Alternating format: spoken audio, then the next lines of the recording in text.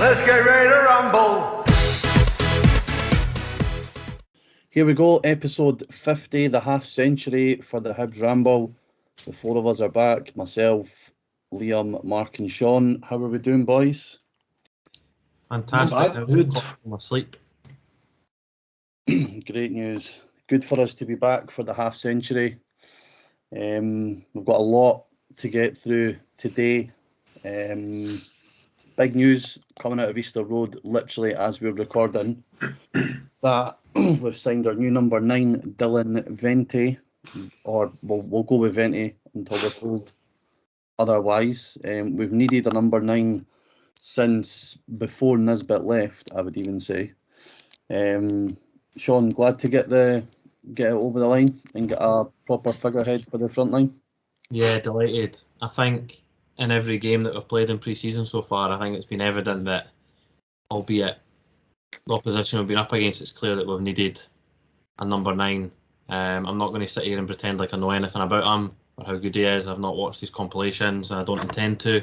Last time I'd done that, I got ahead of myself. Not as ahead of myself as Liam, but not as ahead as you did, Liam. But I'm going to try not and get ahead of myself this time round. But yeah, definitely need it. It's for Muller. It's for Chris Muller. My man. Yeah. If there's one thing that we've learned on the Ramble, it's to not trust Liam's opinion. There's a difference between backing a player and throwing full considerable weight behind a player, and Liam is currently 0 for 2 in that aspect with Chris Muller and Harry McCurdy. So if Liam tells, I've not watched the Vente stuff either because I feel like I'm a bad omen. Yeah, I remember watching Chris Muller's, got myself really, really hyped for it. Like, I've not been that hyped for like a foreign Hibs signing in a long time. And I watched him play and I was like, yeah, this isn't happening. I thought he was good.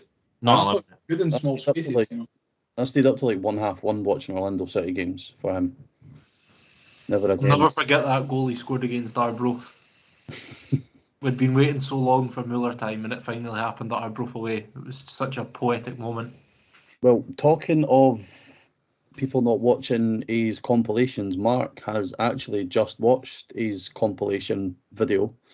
So, Mark, what can we expect from Dylan Vente and a Hibs top? So, like Sean just touched on, I don't want to get too ahead of myself, but I think he might go down as the best Hibs player of all time. I mean, some of the goals, he's scoring overhead kicks for corners, he's toe poking them in, easy finishes, difficult finishes.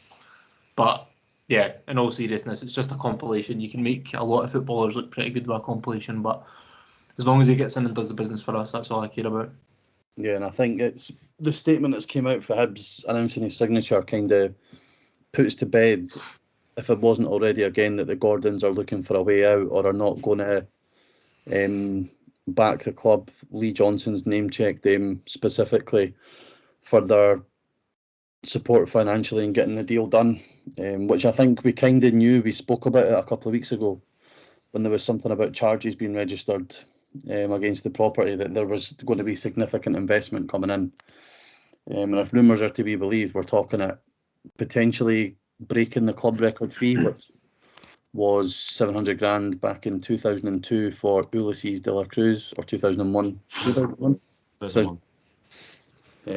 So he's definitely looks like he's going to be the figurehead. It's easy enough for us to say don't get, let him settle in, but I think when you're getting bought for that amount of money, there's going to be an instant return expected. I've said that he's going to go one of two ways. Like Mark says, one, he could probably go down as one of the best players we've ever had, or two, he'll be sent out on loan to the Graafschap in January. Never to be seen again, and we'll still be using Christian Doidge up front. So we're looking forward to it. I know he won't be eligible to play on Thursday, but hopefully maybe put a few more bums on seats for Sunday, depending on how Thursday goes. Other news from today is obviously the club's launched the new third kit. Early impressions are, for me, it's going to have to be one I see in person. I'm not too keen on it. don't know about what everybody else is thinking about it, but I'm the a photos, big fan. I've already pre-ordered it. Yeah. I've pre-ordered it and all. I've pre-ordered it as well. the mugs. Me and Mark were talking about this the other day, and Mark went, "Oh, if we have a beige kit, then I want it to be exactly like that." Mark, it's exactly what I was going to say, like the Barcelona one, that had Ronaldinho in it. You know, with the blue and red stripes across the middle. But obviously, it's a wee bit different, but it's giving the same vibes. I really like it. It's something a bit different. I don't know if it's more beigey, I'll probably be more of a fan of it. But some of the photos, it's like a dirty white or cream. I'm It not. looks like a pale gold to me. I think, see if you look at I just watched before we came on the interview with Dylan Venti, and he was wearing it, and it looked pretty beigey, We'll see. like kind of like a pale beige, like a nude. Oh, aye. That's Yeah. that's for listeners to the Ramble after 10 p.m, of course, not before the watershed moment we're talking about that. I think. It does give me Barcelona Ronaldinho toe poking it at Stamford Bridge vibes. That's what it gives me. Yeah, I just didn't like the sponsor. I think the sponsor looks better on the third kit than it does on the home and away. Yeah, Okay. I think when you look at the sponsor on all the kits compared to the sponsor on the kids kits just with utility just looks so much better. I don't know. I quite like the Bevy stuff, you know. I think Craig, part of that maybe comes into the fact that we've had utility for a number of seasons now, so we're used to it as well. I don't quite like the way that the Bevy sponsors laid out either. Yeah. But I completely get what you're saying. That I think part of that will be down to the fact that we've had utility for some time. I do think the kids' kits do look better with that sponsor as well. I do agree. It's a different shape of sponsor as well, though, isn't it? Yeah, they could have done so much with the colour way that they chose, and I think other designs or other layouts could have worked better. I don't want to be too critical of it because it's not a bad shirt. I just think it could have been executed a little bit better, and one that I'll reserve further judgment until I see in person. Just want to rank your most favourite to least favourite. Out of Joma. Joma shirts. No, out of like this season. I think I'm going. I would still want to see the cream one in person because I wasn't too sure on the home one, but I seen it over the weekend and I seen it on people and it looks quite good. So initially, right now, without seeing the cream one, I would go purple, green, cream. But I fully suspect that the cream might go into second after seeing it in person. The purple one is class. I really like the cream one though, and I like the fact it's like hooked kind of stripes rather than up and down stripes. Maybe they're just preparing us for next For the season's one- special edition. I hope they're laying the groundwork for that. Or we might get what them across the road have got, just a plain white top with a black badge that covers half the side of the strip. Well, that sounds fun. Yeah. But for me, the strips, if there were sponsorless versions available, I think I'd love all three of them. But then with version sponsorless on the cream, the criticism would then be the lines as well. Do you know what I mean? So they've specifically skipped it out. Yeah, I've got a lot of time for the fact that they've done that and they took into consideration the size of the sponsor. Far too many times you see a kit get designed and then the sponsor's an afterthought. Whereas with this, obviously, it's been taken into consideration. Mm-hmm. I do think if we had, let's just say, like Marathon Bet, you've got the thin sponsor, it would be a lot better because then the stripes would all be of the same. Be a bit closer, aye. Mm-hmm. No, I get that.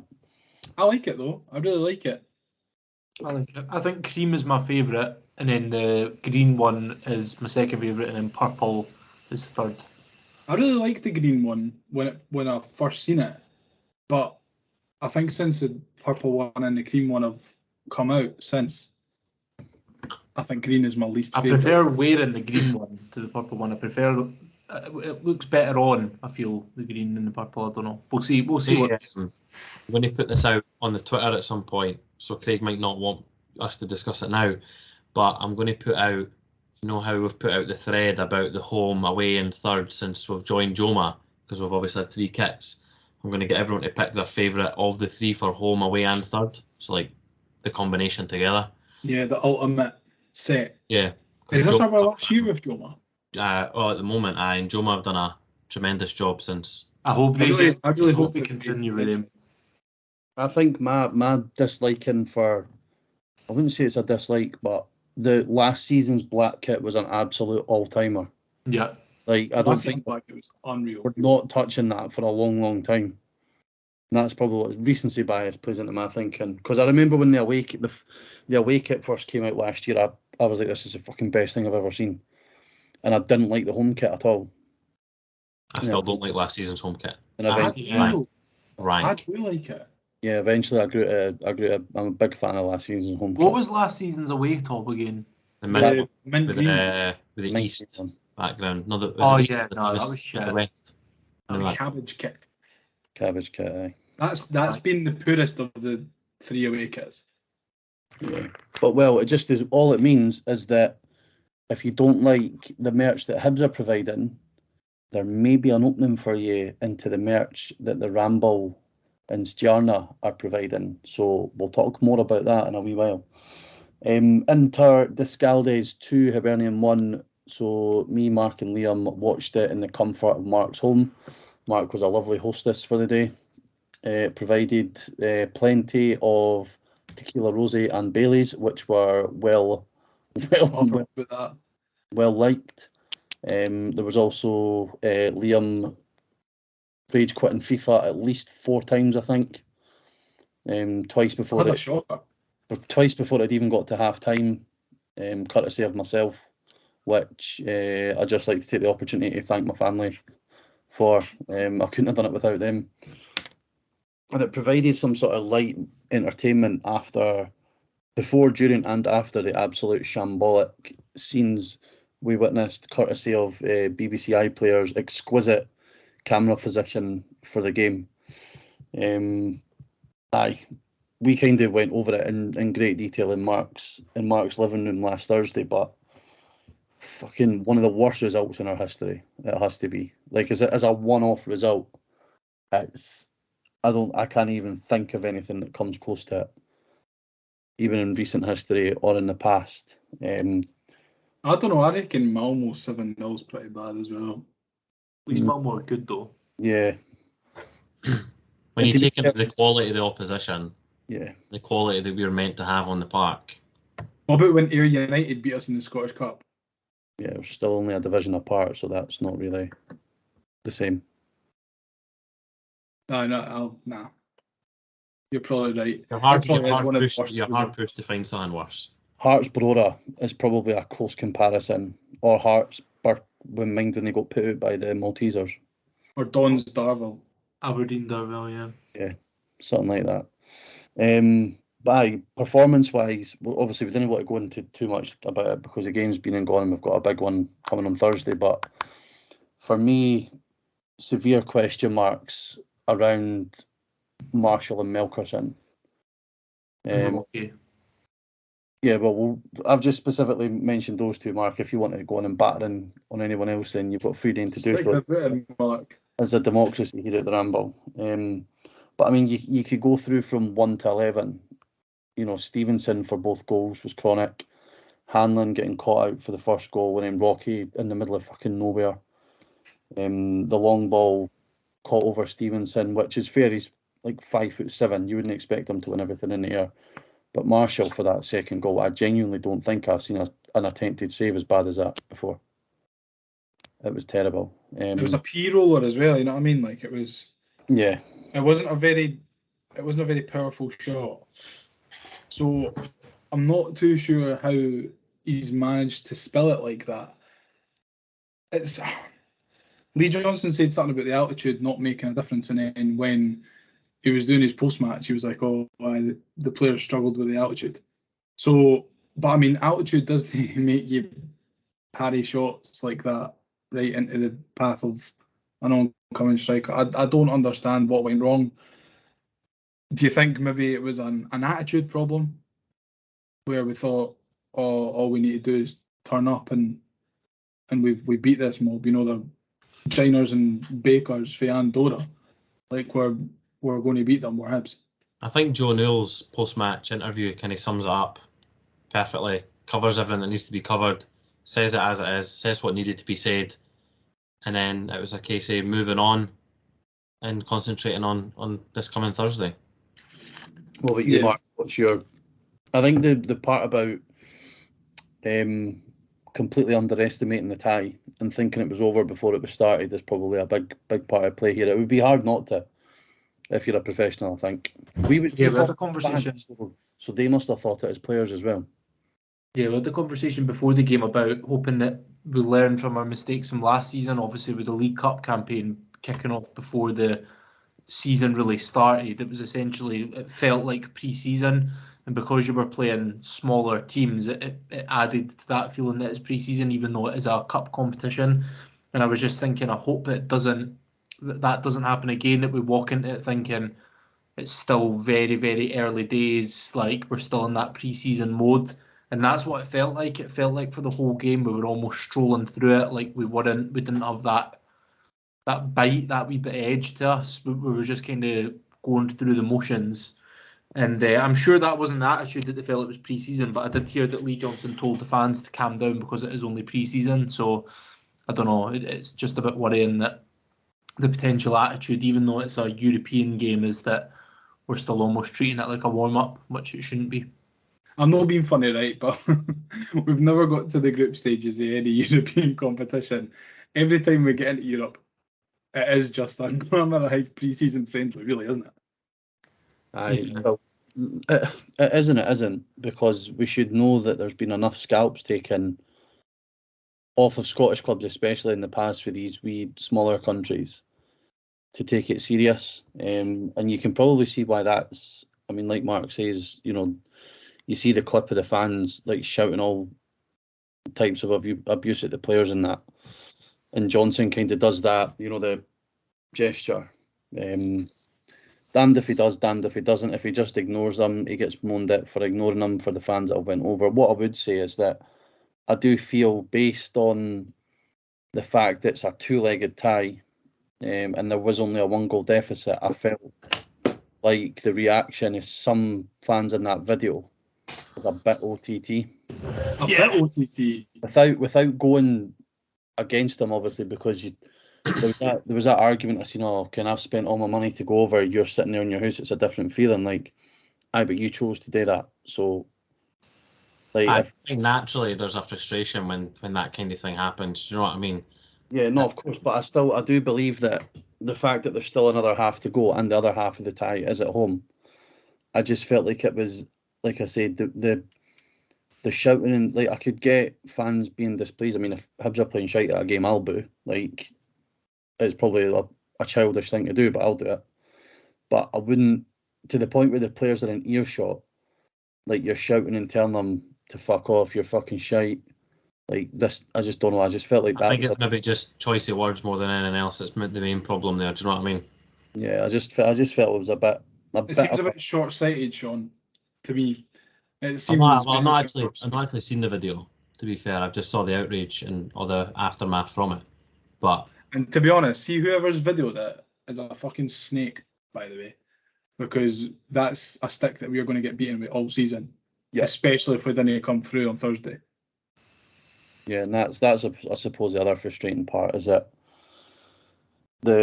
we've given other teams ammunition to use against us, but like we said, we've got another chance on Thursday. I'll never understand this thing about like paying money to go and watch football entitles you to a good result.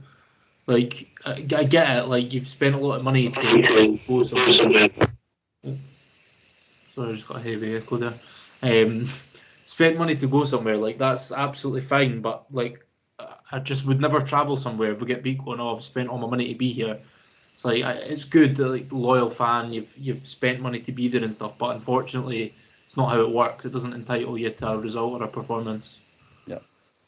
No, I think you're right, and there's also an element of some folk trying to use it as an "I'm a better fan than you" type of discussion, when I don't subscribe to that theory whatsoever.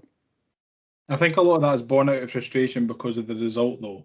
Like, people are more than entitled to voice their opinions. I completely understand that.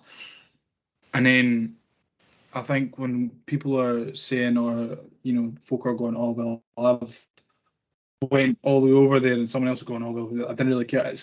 It's born out of frustration because of the result at the end of the day. Like, we're all frustrated. Yeah. Like, there's not one Hibs fan that can go, "Nah, I was happy with any part of that performance on Thursday." Like, we're all going towards the same single cause, which is a successful Hibs team. So you're always going to get these sorts of backlash and arguments within the support when something like this happens. Like, if that was like a Fenerbahce or a Galatasaray, someone like that, like with good European pedigree, that we played away from home and we put in a poor performance and got beat 2-1, this sort of thing, like the backlash wouldn't be happening. Yeah. So it's because of the results, because of who it was against. And I've got full faith that everyone who is arguing between themselves on Thursday, if we go through the tie on Thursday night, Thursday coming, sorry, then that's all going to be forgotten. We're all going to be happy Hibs again. Yeah, the issue is if then we don't get through on Thursday. I suppose the big talking point for that is that Will Fish will be back and available. The fact that he was clearly available for Thursday's game there, given that he was registered, does play into what Mark says about, is it being taken the way, has it been taken as serious as it was last season with the League Cups? Especially He was in America though, eh? Yeah, I was going to say, was he actually there?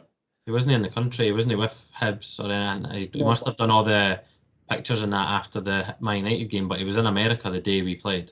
Yeah, but that's the thing. That's what I'm trying to say, is that we've effectively said to Man United, right, sound, when they had fucking under 23s friendlies to play and we had a European tie to play. Because I have no doubt that if Will Fish is in that defence next to Paul Hanlon rather than Rocky, that the defence doesn't become the shambles that it is. Yeah. And I think when you watch certain elements of the game back, it's that you actually think that it's Hanlon that's being rash and it's Hanlon that's making mistakes, but he's not. He's overcompensating for the fact that he clearly doesn't trust Rocky beside him and feels like he has to try and do absolutely everything. Whereas, trust Rocky either. what was that? I wouldn't trust Rocky Bushiri beside me either. Whereas I completely get your point, Craig. I think there's just an expectation that, again, probably not or underestimating the team that we were playing, but there should be an expectation somewhere within the club that we should have had enough to beat them who was on the park. Do you know what I mean? It's unfortunate that it's not panned out that way. You're just hoping that these kind of decisions seem to keep happening with Lee Johnson, where he's underestimating his squad. So hopefully, it clicks and he actually understands the quality that he does and doesn't have there. Yeah. I think it's just more of I know you can't have every single piece of business in the door before the season starts, but we're going to be going into Sunday with Dylan Levitt still not quite clicking. Obviously, Venti's not going to be maybe even trained by the time the game comes round. They'll have trained that much. With the squad, Boyle still coming back to fitness. We've got Will Fish, who's not played any games for Hibs at all. Yeah, it's just, I don't know, I just didn't want us to go into Sunday, because as soon if we get beat on Sunday off St Mirren, then it's going to be, we weren't prepared. We've not taken it serious. We're not anywhere near the levels that we should be. And we've not necessarily learned any mistakes for last year, despite the fact that obviously we've made a complete change to the recruitment structure with Brian McDermott coming in. I don't know. I'm just hoping it doesn't. A good result on Thursday will lead to a good result on Sunday, because a bad result on Thursday and a bad result on Sunday would have people screaming for Johnson to be out the door before the schools have even went back off their summer holidays. And I can't be arsed reading or dealing with that. 3-0 Hibs on Thursday. Easy peasy. You know, Hibs on Sunday, I know. Easy peasy. I forgot to be 8-0 on Thursday. To enter. They're absolutely doing it. And then I think Verdi will score a double hat trick. Venti will score a double hat trick on Sunday. Okay, Sean, I'll give you my predictions when you ask for it before the game. Okay. One highlight of the weekend, though, was the trip to Blackpool. So at least 2,500 Hibs fans made their way across the weekend. Many festivities enjoyed and the many establishments provided along the Blackpool seafront, and then even if you ventured just a wee bit off the seafront, it seemed to get a bit darker and dingier wherever you went. Don't know about you, Sean, but as I said to Mark before we started, my hotel, you could have told me that I was in Chernobyl and I wouldn't have known any different because it was an absolute mess. There was paint hanging off the walls, the wallpaper was hanging off the walls, we had light fittings with no lights. The shower seemed like it had its own sort of ecosystem growing in it. I mean, the area I was staying in was bad, but not that bad. You ought to loosen up Craig, the strings how much next did you time. pay? Craig, how much did you pay for your accommodation? 99 quid for the night. For one night? Oh well, I mean, it's your own fault then. To be fair, that's not that cheap for Yeah. one night. £99. I was expecting you to say a tenner or something. No, it was, and it wasn't that. So we went into the reception, and it just smelled like shit as soon as you walked in. Like the reception just gave off a whiff of shit. And then the guy was like, "You're room 21," and we looked at the things where it says rooms 1 to 4 this way, and it was like rooms 9 to 20. So it's like, fuck, we're in the very end room, and we went on what seemed like a mystical fucking chest hunt, trying to find this last room. And then when we opened the door, Emma was like, she was like, "What is this?" She's like, "I've never seen anything like this in my life." And I just kind of shrugged my shoulders and went, Blackpool. We paid £80 for the room for the one night for the two of us, so 40 quid each.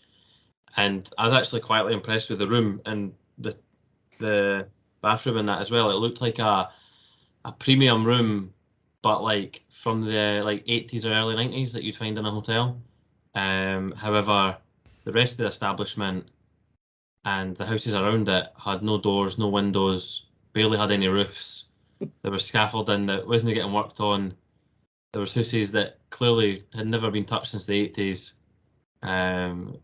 Honestly, stinking. What we can say is Blackpool is comfortably one of the worst places, but also one of the best places that you can visit. I'm sure someone will finish this sentence for me, but 2 words. Won't be back. The Vegas event. No, 2 words for me. what they call it, is it? 2 words for me. I will definitely at some point go back. Coral Island alone is worth visiting for. Yeah. How Blackpool is class.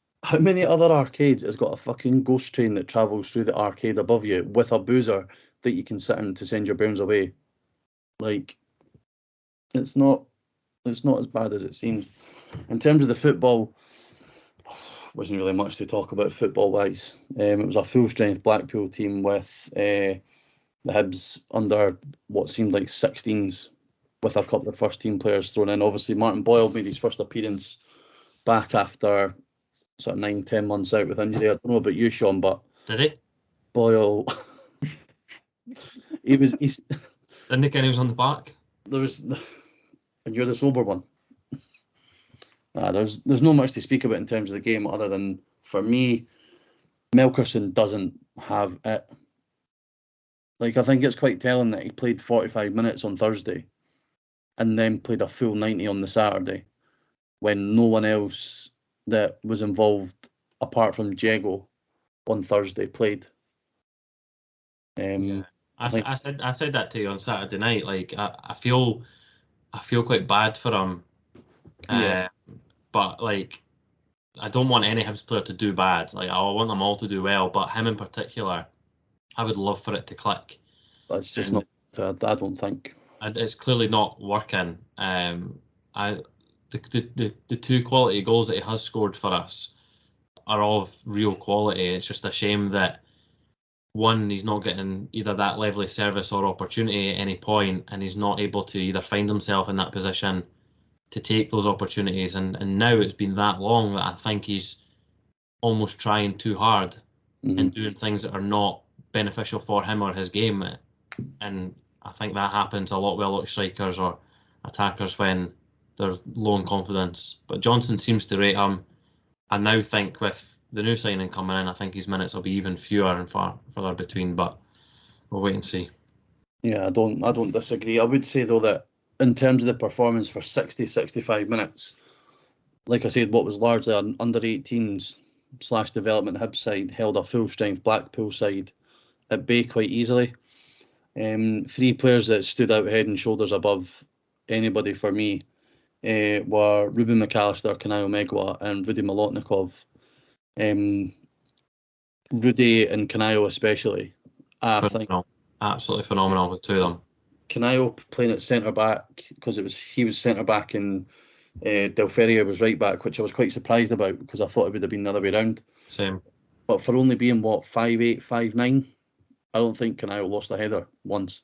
Outside our box, I was watching his game like a hawk. Outside the box, he did not lose a single header that he went for. Yeah. And what I liked most about his performance is he started at right centre half, and Hardbottle was having that much of a bomb scary a game, and he was stinking that bad that they swapped, and Kanayo was still phenomenal on the other side as well. And he was the one bossing him about, telling him where to go, what to do, and controlling the back line. It's just a shame that his centre back partner didn't play that great. Yeah, I think Hardbottle went off with an injury. Aye. At He some picked point. up a knock early in the first half. That seemed to make him even worse than what he already was, and then ended up coming off. I take it he didn't play very well, Sean. No. I don't want to see him in the starting 11 anytime soon if we've got Fish and Hanlon available, put it that way. But no, especially the 2 in midfield. I think you can see that Molotnikov's a lot more physically developed than McAllister. But I think based on what we've seen from McAllister, like we can put to bed this whole he was only signed because he's the assistant manager's laddie to bed. I don't think that has hindered the reasons, that didn't sort of harm our chances of signing him. But I've seen him enough now to think that we didn't just sign him because he's Jamie McAllister's laddie. Like, he is a talented central midfielder. I do think he will still need to bulk up a bit, almost like what Molotnikov's done. I mean, when we think back to watching him for the 18s, he seemed like a wee laddie. And now all of a sudden, 8-9 months later, he's like a grown man, and he's still only 17, 18. So I would be very, very surprised if those 3 at some point during the season don't make a serious impact on the first team squad. And if they don't, I don't think any blame could potentially be attributed to them, because I think at present they would be good enough to form part of the first team squad. And I suppose we wouldn't want to see another situation with Ethan, like what's happened with Ethan Laidlaw, where he's not necessarily been given the opportunities and then he's found his way out the door as well. But a very enjoyable trip nonetheless. Like I said, North Pier chips and curry sauce were absolutely fucking sensational. We'd go back again just for them. And then the full English provided in the Palma Cafe on Sunday morning was absolutely stupendous. You didn't eat anything in the hotel, did you? You didn't serve any food? No, we took the fried donuts back, and we sort of shared that between us. Fried donuts are unreal, man. Yeah. The Blackpool fried donuts hit different. Nutella drizzled all over them as well, just unreal. Also had the pleasure of Sean's company for what felt like fucking ages on Saturday night. It was that bad he started rejecting my calls when I tried to phone him later on. I actually tried to phone you back and you wouldn't answer. Oh, Blackpool is the worst place for signal, eh? Yeah. Especially when you've got losers that try to use WhatsApp to phone instead of just your normal phone app. I phoned you twice off the normal phone app and you didn't answer, so I phoned once off WhatsApp. Take the hint, mate. No, I wouldn't have got the calls, because I did try and phone you back once. Another highlight of Blackpool was this. but not specifically the t-shirts, more so the bucket hats and the jackets. A few points during the day, my laddie was like, oh, I can't, like, as soon as my dad sees somebody with a Leaf 7 jacket, he's going to just keep going on and on and on and on about it. And that's exactly what I done, because they wouldn't stop appearing. And Liam will pass over to you for some exciting news about the Leaf 7 merchandise.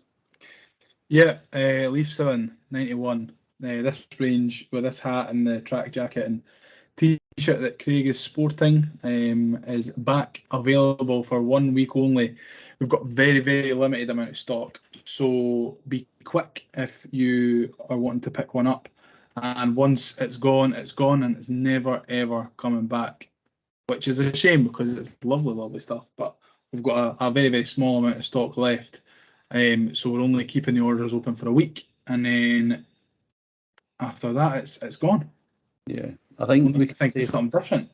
given that we've actually got it, and I'm not just saying this, that it's the material. If you're a fan of almost like retro tracksuit jacket styles, Like then kind it of is good. shiny Not- shell suity. yeah, but the material itself isn't like, it's not a cheap material.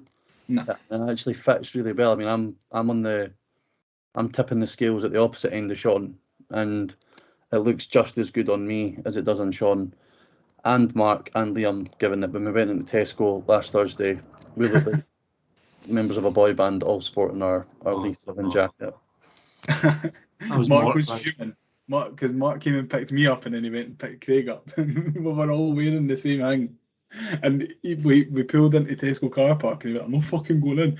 No fucking going in. We're all wearing the same clothes. Oh man. So yeah, limited rerun of the Leaf 7 91 range merch that was such a hit in Blackpool. It was the first time that we'd kind of been out and about for a Hibs related thing.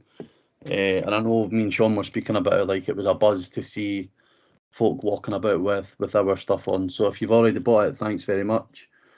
We do. And please wear it on Thursday, because I wasn't in Blackpool, so I would like to see some people wearing it out and about. It Nice went sort of- down that well in Blackpool that Will Fish took Craig's laddie's hat and wore it. Yeah, if you've not seen that on our Instagram, I don't know if you put it on the Insta. Well, I'll need to get permission to post it. But we seen Will Fish after the game, and we're like to the boys, I'll go and get a photo with him. And my missus took the hat off me, and she was like, well, put this on. And he was a bit like, I don't know, like, and she was like, no, it's just for a photo, please, please, please. So we put it on, we took the photo. So yeah, confirmed that Will Fish loves a ramble. Confirmed. Things I love to see. And also for Blackpool, what we did have, not for me because I was in a different state at the time, but Sean has got a pie review for us. The first pie review of the season. Now we're still kind of narrowing down our criteria for next season's pie review. So this can be an honorary entry. Just want to be committed to content with no one being able to provide us with an Andorran chorizo baguette or whatever it was that you boys discussed last week. I thought best when I went down to get some scran, it was only right to see what they had on offer, which was pretty poor, to be honest, although they did have lager for everyone else. So yeah, steak pie, nice and simple, nice and easy. If I do miss any of the categories out, do let me know. Price, I think, if memory serves me correct, was $3.70, which I wasn't happy about Steep. at all. But considering where we were, I wasn't really surprised at the Not prices. that bad for a tourist hotspot. Fill-in, I was unsure how to rate this because it was really, really runny, but it was really, really good. So my price I put as a 2 because of $3.70, not happy with it.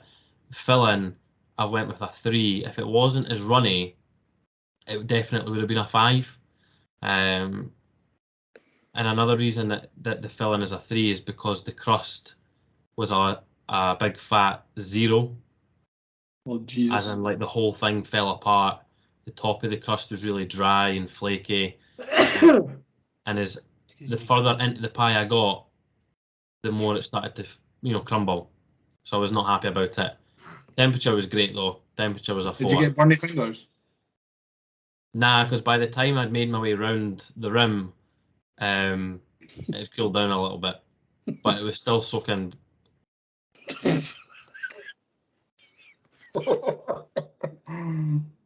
because If memory, I don't like a hard rim. I like my rims to be a little bit softer so I can get in easier, apparently.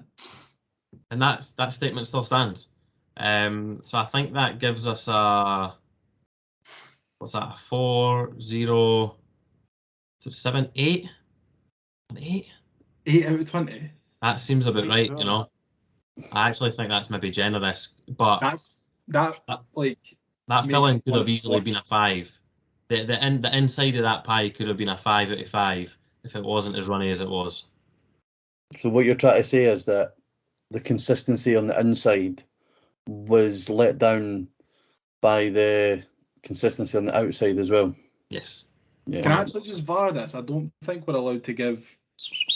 Yeah, I don't think we're allowed to give 0 scores. I'm just getting it in my earpiece now. I think. Yep. The minimum score that you can give is a 1. I'm Well, sure that's that I have to bump it up to a 9 out of 20. did I not give a 0 for St Mirren? You did, but I mean, listen, you don't really know the rules, do you? Right. Okay. Sorry, Craig, but it's the truth. Right then.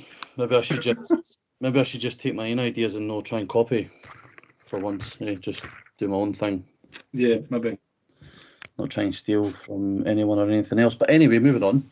We put out a tweet last week that we were launching our first ever fantasy football league via the Fantasy Football Scotland app. So we've got 23 entries so far.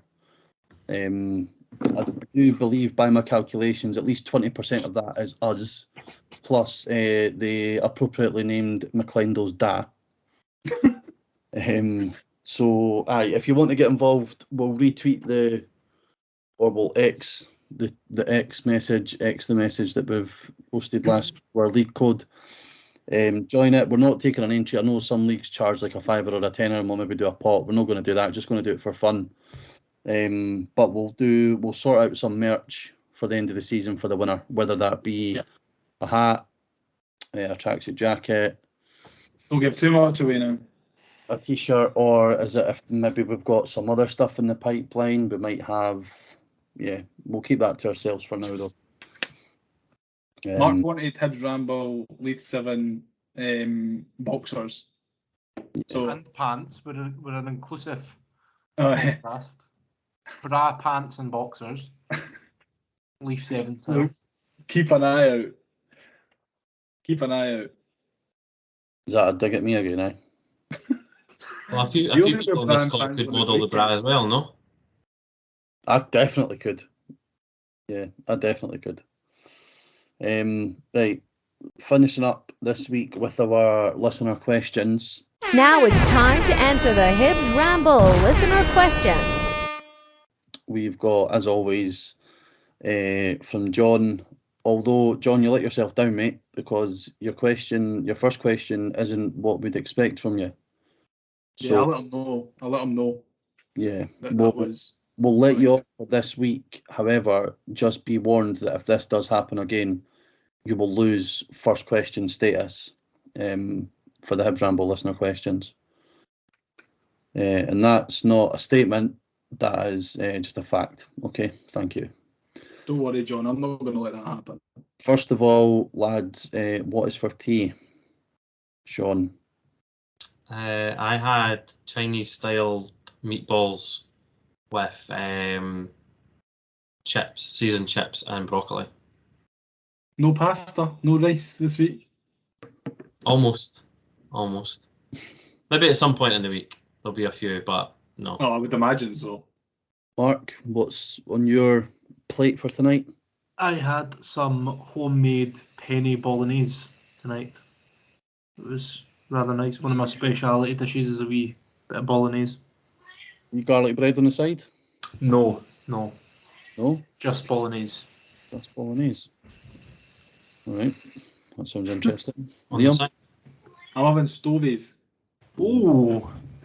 corned beef or sausage? Corned beef. Oh, it's got to be sausage. Corned beef. What Because it's... what you putting through it?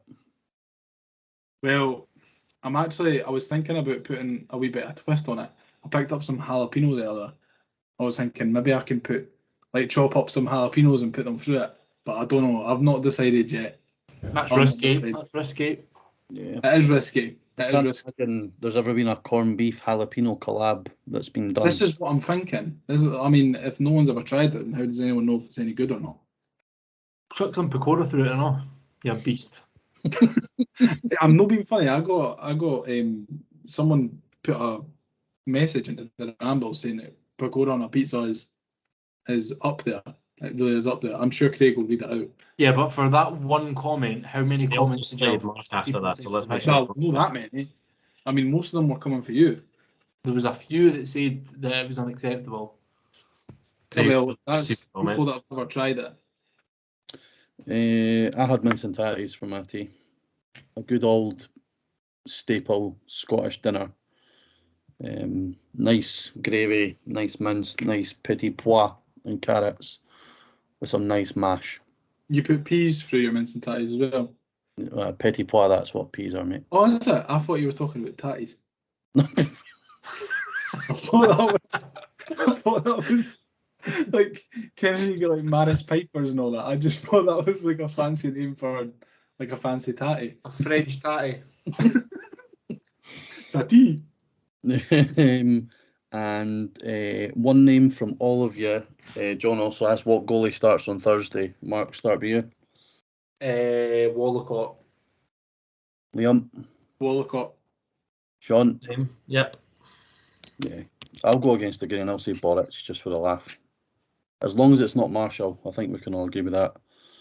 Kev Wilson's asked thoughts on the potential signing of Venti. Well, he's not potential anymore, it's confirmed. And any concerns that we're only offering a 3-year deal considering the fee we've been quoted for him? I've not really got any concerns about the fact that it's a 3-year deal. I think it gives flexibility to both sides, really. Yeah. Last thing we'd want is to be tied down. I don't know, Mark, Sean, what you think about it, but I think if he has a good first season, he would probably be off this time next year anyway. Definitely. If he's a And good with 2 enough, years left on his deal after that, then we'd probably fetch a decent fee. yeah, if he's a good enough player and he scores a parallel load of goals this season, then he'll be away straight away, I would imagine. Mm-hmm. And I don't know if we've answered this one already, but he's also any bucket list sporting events that you'd like to attend. I think we've answered this one before, but we'll do it again because we love Kev. Super Bowl. Yeah, Super Bowl. Mark, Sean? Can we include some form of European final within football? No, it'll be like Pokemon fights or something, no doubt, from you. The last time I said Wimbledon, and I'll say it again. So I'll go with Wimbledon since we can't, or we're not going to include a football sport event. So what would you say, Sean? Like a Champions League final? Champions League final, Europa League, or like make it to a World Cup or a Euros game or something like that. WrestleMania for me. Yeah, that's WrestleMania for me as well, to be fair. But I am looking forward to going to Germany next year. That's always been a bit of a dream, going to a tournament in Scotland. So that'll be one of them. But WrestleMania for me. Or I'd go with the Super Bowl as well. I've got quite into my American Fitbit the last couple of years, following the trend of being a Hibs fan by being an Eagles fan, and we had our hearts broken this year by was it the Chiefs? I think it was the Chiefs. I don't know. Whoever Mahomes plays for, they won. Oh, the Chiefs, aye.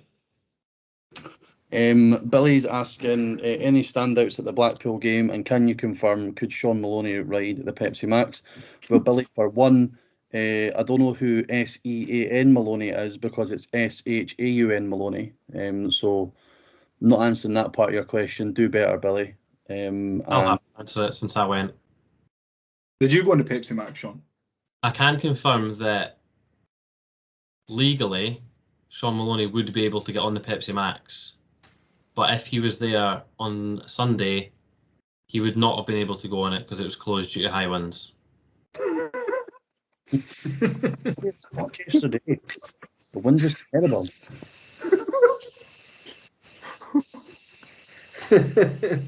Oh, a great update there from Sean. Apart from the three that I've named, Sean, with McAllister, Megwa and Molotnikov, any other standouts for the Blackpool game? I don't think anyone else from that match is putting a good enough shift. I think a lot of the young players obviously didn't do themselves any harm in any way.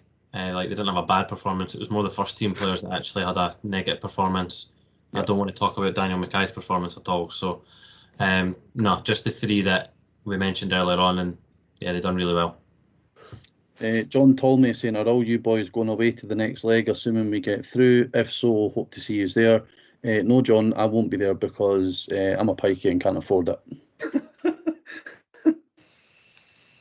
Retweet. I think Mark's possibly going if it's Switzerland. I think, yeah, I'm definitely going either way now. I've had to free up some resources from my savings for next year, but I will definitely be going if, of course, we get through.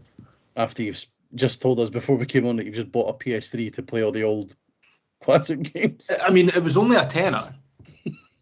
Come on, that's like half a pint in Zurich.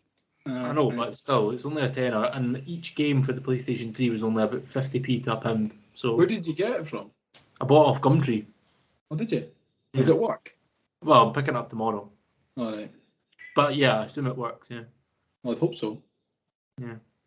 Sean, are you planning on going to Sweden or Switzerland? I had the time booked off, money set aside for it, and I am in a group chat, but as it stands at the moment, no. Although the boys in the group chat have found a very, very good deal price-wise in regards to getting there and back. So we'll wait and see. Most likely, no, just with other stuff going on. But yeah. I can't believe you've got other friends other than us. I know. It's a bit rude, to be honest. But you class yourself as friends? Wow. Sorry, I gave off that impression. I did on Saturday after the time we spent together, and given the fact that you actually hunted me down in Blackpool to spend some time with me. I ran for you. Yeah, you actually did. I literally dropped what I was doing and ran towards you. I want to run to you. Gav Dick, fuck me. Should we go in for Jamie McGarth? Assuming he means Jamie McGrath. Gav, come on, mate, do better. If you're doing this deliberately, knowing that I'll get it every time, I fucking appreciate the hustle. So should we go in for him? He's a free agent. Obviously, he's invoked some sort of clause in his contract to leave Wigan for nothing. He says we're still needing a 10, in my opinion. I wouldn't fancy Jamie McGrath. Not for me. I feel like if we brought him in, he would command a relatively high fee, and I couldn't see him starting ahead of potentially who's in there, or Lee Johnson changing his shape or formation to suit him. So then I think naturally he would then unsettle the camp. Mm-hmm. If Hearts are wanting him, and if Hearts are going to be playing him every week, then absolutely we should sign him. Oh, he goes to Hearts because he's pish. No, that'll do. Jack is saying, how big of a signing would Dylan Venti be, and how much would he change the team? I think we've already covered that, mate. Big focal number 9. It was always special about when your team signs a new number 9 as well. Just a number that people gravitate to. Harvey Scott, 2008. So if it's 2008, this laddie's got a strong opinion for a young age. Chicken pakora on pizza is a fucking delight.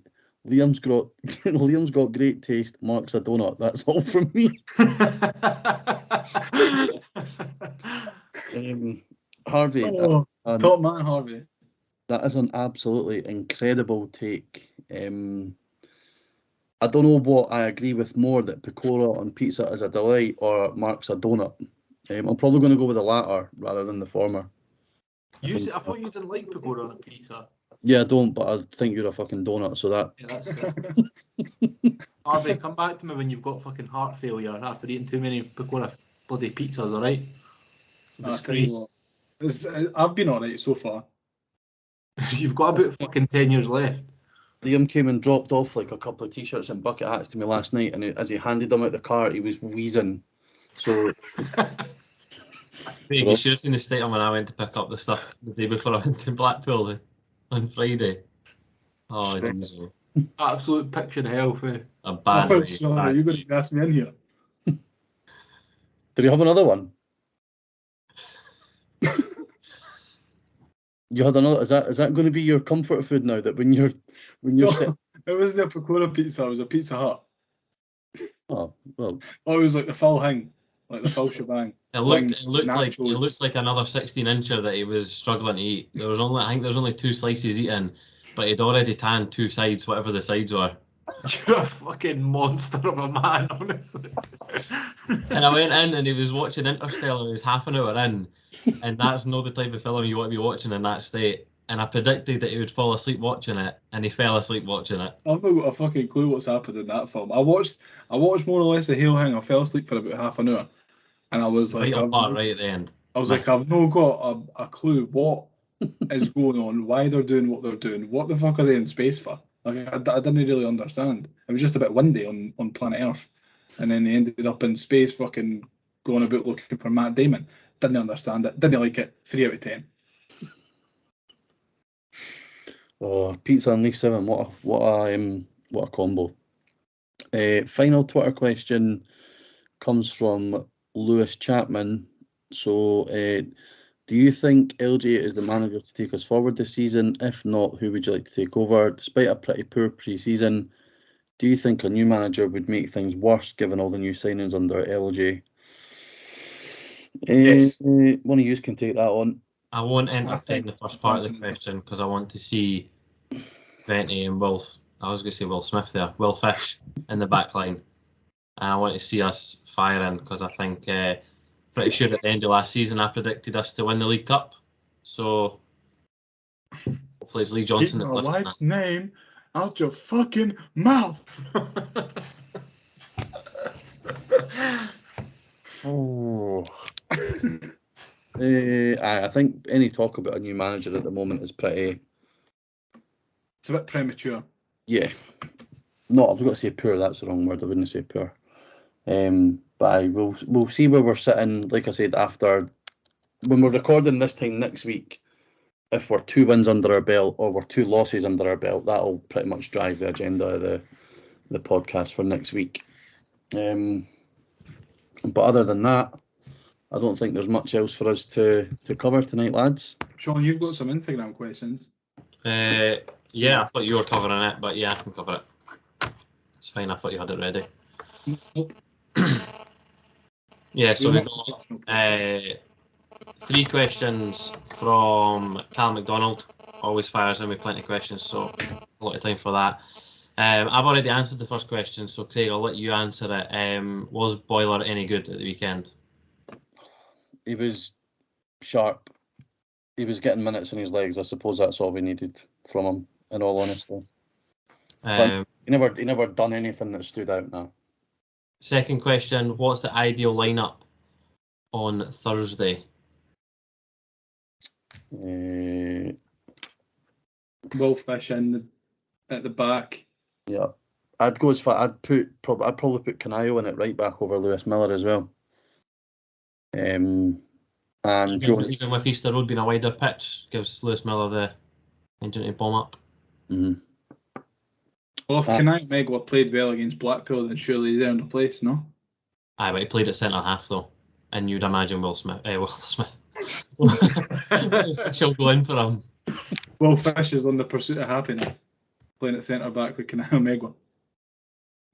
And I'd probably go Joe Newell for possibly. Leave it. Or probably Jake Doherty's. I thought Doherty's was poor.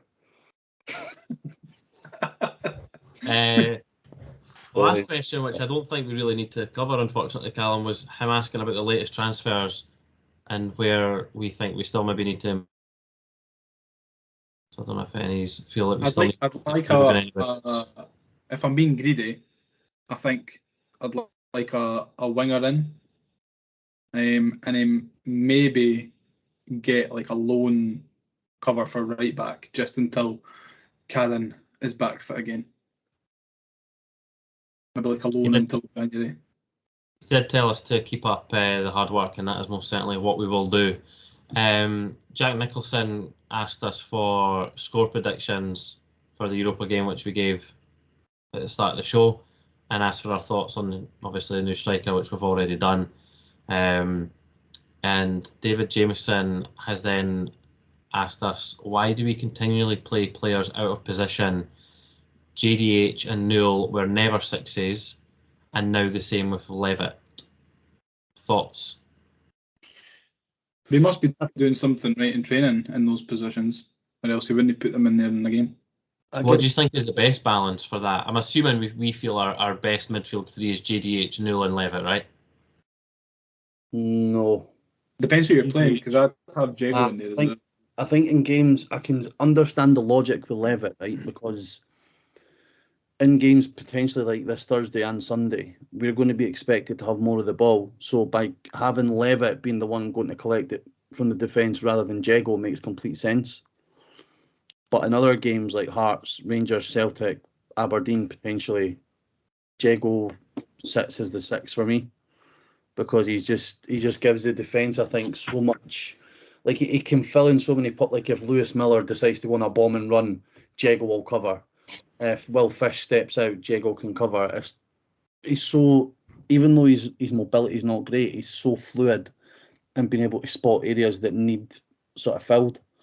But I think for most games, I would expect it to be the three that you've mentioned, Sean, because I do think Doyle Hayes does have it in his locker to play further up the park and be effective, but he's just never been played in a system or with players around him that lets him go and do that.